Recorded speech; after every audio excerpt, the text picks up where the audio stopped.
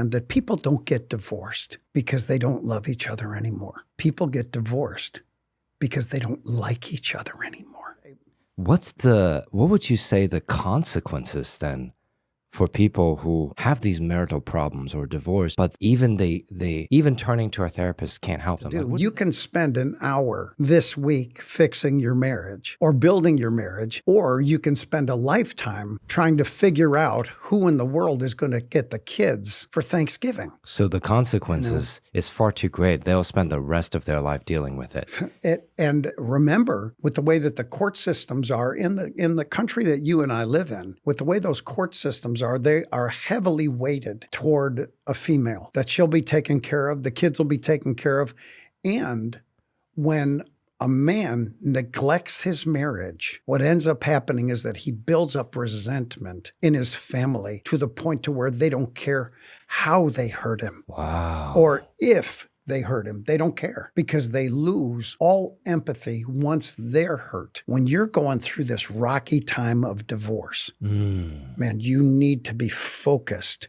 You need to make sure that you think nothing except for the fact that you want to help your kids to where you want to do something for your ex-wife. Because, William, the people need to understand that people don't get divorced because they don't love each other anymore. People get divorced because they don't like each other anymore. Wow. And love will always be there. You'll love every girl you've ever loved. That doesn't stop. You wonder what's wrong with you. There's nothing wrong with you, because when men love, they love unconditionally. You know, they just, there's no conditions placed upon it. I'm in, that's it. When I'm in, I'm in. Hey, you're part of the team. Don't think about performance. But with a woman, it's a bit different. She loves, in many ways, transactionally. Interesting. Because she wants to know, is this man a good man for me to mate with, for me to have offspring with? And so she's thinking of, are they going to be taken care of? Am I going to be taken care of? Because remember, when even if a person has any belief in God, but in the beginning, when mankind was created, God looked at the man and said, it's not good for man to be alone. He said, I'm going to make a helper that's fit just for him. And that is that a female is there. You can give a woman anything and she will blow that thing up for you. You have intercourse. You give her your seed. What does she do? Grows into a human. Yeah, she gives you a baby. See, everything that you ever do with a woman, she multiplies it. So if you give her a horrible life, she's going to multiply that in yours. Reputation is remember this, is the moment you lose it, you never get it. Article upon article upon article of people who say, well, you know what? I thought I got through my divorce just fine. But yet, after years, I'm not met with a happy face when people see me. What is it? I said, it's the divorce.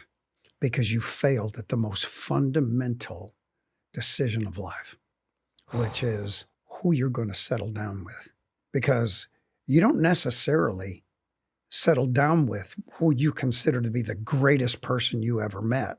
You don't marry that individual. The individual you marry is the one that solves a problem for you. Someone very close to me was going through a divorce. And as they're going through this divorce, I'm watching and I see a pattern. I built this pattern. This is over 40 years of information. So this isn't something that I'm picking out of a book or something that someone told me once and I think that this was really good. So let me talk to you about marriage. That's not true. I've been married 50 years. Oh, by the way, to the same woman. You know, I'll introduce her. I'll say, you know, this is Linda, my first wife. You know, because that's my only one. But one of the things I've always appreciated about her, because, you know, as people age, they begin to lose form, they begin to lose beauty, they begin to lose hormones, they begin to actually it's just life. It's stages that people go through. Mm. All of those things.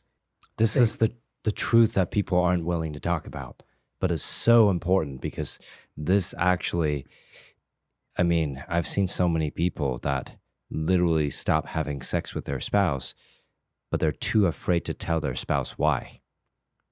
And it's precisely based on what you're just talking about. Well, And on both sides too. and there's a moment, William.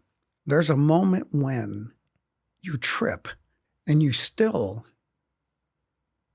love her, or she still loves you, but you're not in love with her, and she's not in love with you. Mm. And that has requirements. She may not understand my words. She may not get what I'm thinking at that moment, but she knows what I mean. Oh. She knows what I mean. So thus, the moment I said I do, that meant that there's going to be times in life where maybe my words are not going to be as kind as you want them to be. But yet, at the same time, that doesn't mean that I'm not in love with you. It means that when we do business as a family, we can't do it as buddies. This is just business and what we do. So you take care of the kind of things you need to do. Everything is absolutely beautiful. And then you have to be able to have that other side to where The tender moments. yeah, the tender moments when what you do is you come home and you say, here's my phone. Here's my computer for an entire 24-hour period. I will not look at this because I'm just in love with you. Wow. You know, it's never what you say in your marriage. Mm. It's how you say what you say. And it's how you maneuver what your responsibilities really are. Now, the 5 Love Languages was an interesting book. Somebody says, you have a language. I don't believe that. I believe you have all 5. It's distribution. Yeah. And so because you have all of them, you have to touch that quality time one first, or else the rest of them won't work. And when you first get together after being apart for some time, there's a little tension. There's a little tension until she believes he's not thinking about doing something else. He really wants to be with me. And at that moment is when the guards come down, the walls come down, and you can begin to communicate again. And then you can begin to laugh with each other again. This, I think, leads me to realizing how you help people, because not only do you teach them strategies, there's a whole frame around how to make a marriage work. And you prefer to do it when it's in the preventative phase. But you can definitely help them handle if they're in the midst of it. It's not either one of them is not a problem. Got it. But if you invest in your marriage, you'll never come down to the place where you think that, hey, tomorrow I don't have a prenup. I don't have anything. I wasn't successful when we got married. Now I'm just going to be 50% of the man I already, that I built my life to be.